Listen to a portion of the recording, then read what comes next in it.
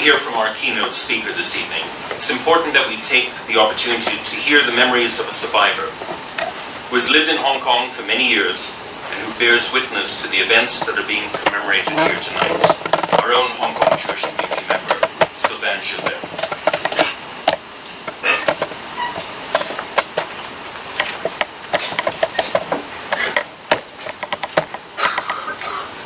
So you all know I am a Holocaust survivor. During World War II, at the age of 5, I became a Jewish injured child in Belgium. Today, I want to read you a short text written by Antonia Rosenbaum. Antonia is known to her friends as Tichou. She was deported in March 1942 with her eldest sister Silka. It was the first transport from Koprat in Czechoslovakia to Auschwitz. She was just 16. In Auschwitz, her number was 1437. In Auschwitz, she met Adi Wolf, the father of my wife, Sabine. For 3 years, they worked together in a place called Canada, where the clothes of murdered Jews were sorted out. Tichou, Silka, and Adi, among a few others, survived. Today, Antonia, aged 88, lives in Givatayim in Israel. She and Sabine are in constant contact, and we met her last month in Israel. A few years ago, she wrote down her memories, some expressed as poems, so that the world would know what happened to her. An ordinary person, a girl, the same age as somebody in this room tonight. She wanted you to know that she wasn't a faceless, anonymous statistic. What happened to her was what happened to millions. Most of whom will never be able to tell their stories. Here are some of the memories that I share with you on this day of remembrance. Antonia Rosenbaum memory. Never again. The world around us started falling apart. The British Prime Minister Neville Chamberlain and Adolf Hitler signed a peace treaty that Czechoslovakia and natural border of the Sudetenland would not be occupied. As soon as the ink dried on this inglorious document, the German troops marched into Czechoslovakia and occupied it. That was the end of our carefree childhood. One decree after another, restricting the freedom of the Jewish population, was issued by the Nazis. Schools were closed for us. Youth movements like Sokol and the Scouts would no longer let us participate in the activities. We were forbidden to use public transport or travel outside of our districts. Public places like swimming pools had a new sign up announcing that Jews were no longer wanted. Even after all we had suffered in Auschwitz, 3 years of a living hell, which no human being should ever have to see, never mind experience. We were never really released from our memories.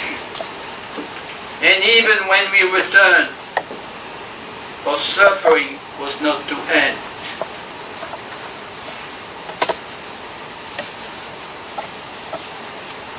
No, there were new decrees imposed by society, new rules to be followed.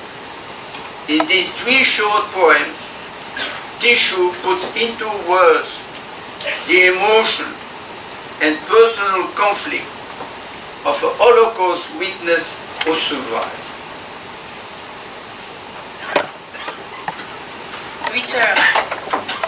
People told us, please don't talk about it when you go home. I don't want my children to know. Try to forget. Life became very difficult for me. I aged and I pained and I wanted to talk about it. I wanted to cry and I wanted to scream.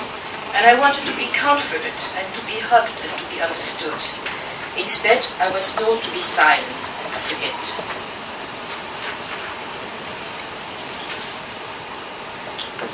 Bread.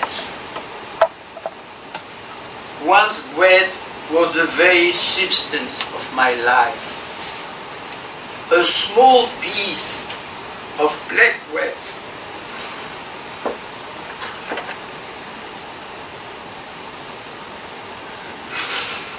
Me? Another day to be alive.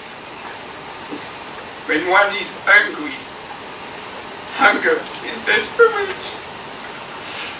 So, hunger is death, and a piece of bread will extend life for a day, perhaps a few hours. Gold, money, diamond, what a laugh. Absurd, worthless, it cannot be eaten. How can I explain this to my children? While bread is being thrown to garbage, fed to animals, while everybody tries to eat less bread to keep slim.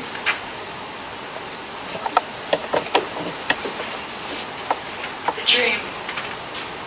I used to have a dream. When this ordeal will be over and I will survive it, I want to have 10 loaves of bread. To see them, to touch them, to nibble on them forever. That was my vision of paradise. The smell of fresh bread will always bring back those memories. What is the value of one's life? When you no longer have the strength to breathe, to think, to function, and to enjoy.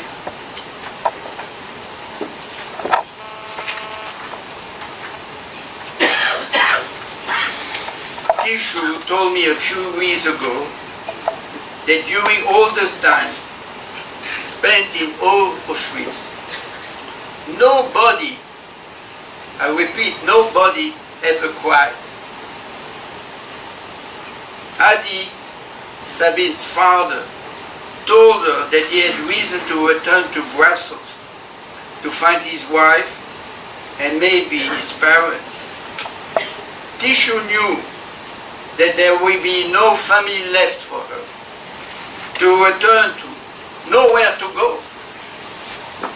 After the war, she and Silka decided to go to Brussels and look for Adi. But once there, they had no means to find him. They only knew his name. Walking in the street, she saw elderly men crying, and she thought to herself, if he's crying, must be a Jew. Let's ask. And here was one of the many miracles of the Holocaust. The old man knew Adi and gave him his address. She went to the address, knocked on the door, but a stranger opened it. With a beating heart, she said, I am looking for Adi. And suddenly, Adi was there. They hugged, and they were so happy. All of a sudden, they start crying. They cry and they cry. For the first time, they could finally cry. Thank you for your attention.